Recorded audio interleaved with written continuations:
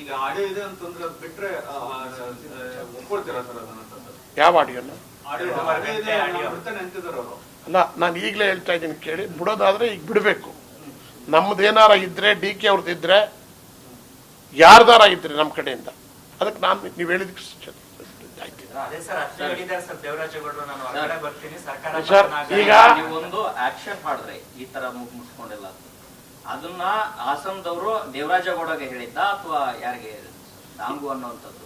Sir ಹಾಸನದಲ್ಲಿ ದೇವರಾಜೇಗೌಡಂಗೆ ಹೇಳಿದ್ದು sir. Devaraje Gowda ಇಲ್ಲಿಂದ ಹೆಚ್ಚು ಬರ್ತಾ ಇದ್ದ, ಅಲ್ಲಿ ನಾನು ನೋಡಕ್ ಬಂದ. ಅಲ್ಲಿಗೆ ಬರುವಾಗ ಓ ಡಾಂಗು ಬರ್ತಾವನೆ ಅಂದ್ರು. ನಾನು ಡಾಂಗು ಅಂದ್ರೆ ಇನ್ನೇನು ಡಾಂಗು ಅಂತಲ್ಲ ಅಂತ ನನಗೆ ದೇವರಾಣಿಗೂ ಗಾಬರಿ ಆಯ್ತು. ಆ ಮಟ್ಟಕ್ಕೆ ಇವನ್ಯಾಕೆ ಇಲ್ಲಿ ಬರ್ತಾನೆ ಅಂತಲೂ ಅಂದ್ರು ಅವರು. ಅರ್ಥ ಆಯ್ತಾ? ಅವನು ಯಾರಾದರೂ ವಿಶ್ವಾಸ ಮಾಡ್ತಕ್ಕಂಥ ಯೋಗ್ಯತೆಗೆ ಅರ್ಹವಾಗಿರ್ತಕ್ಕಂಥ ಮನುಷ್ಯ ಅಲ್ಲ ಅನ್ನೋದನ್ನ ನೀವೆಲ್ಲ ಅರ್ಥ ಮಾಡಿಕೊಳ್ಳಿ. ಆಮೇಲೆ ನೀವು ಪ್ರಚಾರ ಕೊಡ್ತಕ್ಕಂಥದ್ದು ದಿನ ಬೆಳಗ್ಗೆ ಎದ್ದು ಹೇಳ್ತಾರೆ, ಇದನ್ನ ಎಂಡ್ ಮಾಡಿ. ಅರೆ ನಾನು ಹೇಳಿದ ಸತ್ಯ ಇದೆ ಇಲ್ವ ಅಂದ್ರೆ ಹೇಳ್ಬೇಕಲ್ಲ ಸರ್. ನಾವು ಇದ್ರೂ ಪ್ರಸಾರ ಆಗ್ತಾ ಇದೆ. ಅವ್ರ ಮೇಲೆ ಒಂದು ಆರೋಪ ಬಂದಿತ್ತು.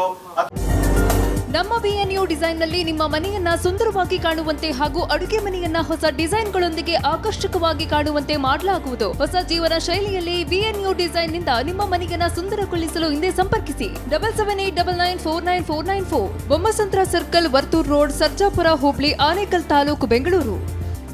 ಅವರು ಆ ಪ್ರಕರಣದಲ್ಲಿ ಇದ್ದಾರೆ ಅಂದಾಗ ಅವ್ರು ಮಾತಾಡಿದಾಗ ತೋರಿಸಬೇಕಾಗಿದೆ ನಮ್ಮ ಕರ್ತವ್ಯ. ಶಿವರಾಮೇಗೌಡರು ಮಾತ್ರ ತೋರಿಸಬೇಕು, ಅವ್ರು ಯಾರೋ ಬೇರೆ ತೋರಿಸಬಾರ್ದು. ಒಂದು ನಿಮಿಷ ಅವ್ರ ಉತ್ತರ ನಾನು ಸುಖೇಶ್ ಒಂದು ನಿಮಿಷ ನೀವು ಕೇಳಿದಿರಿ. ಈಗ ಒಂದು ನಿಮಿಷ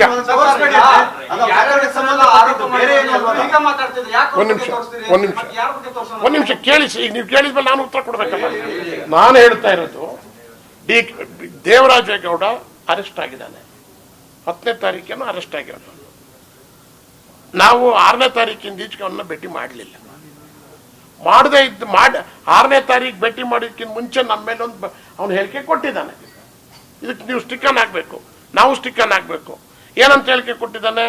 ನನಗೆ ಕ್ಯಾಬಿನೆಟ್ ರ್ಯಾಂಕಿನ ದರ್ಜನ ಕೊಡಕ್ಕೆ ಶಿವರಾಮೇಗೌಡರ ಮೂಲಕ ಒತ್ತಡ ಬಂದಿತ್ತು ಅಂತ.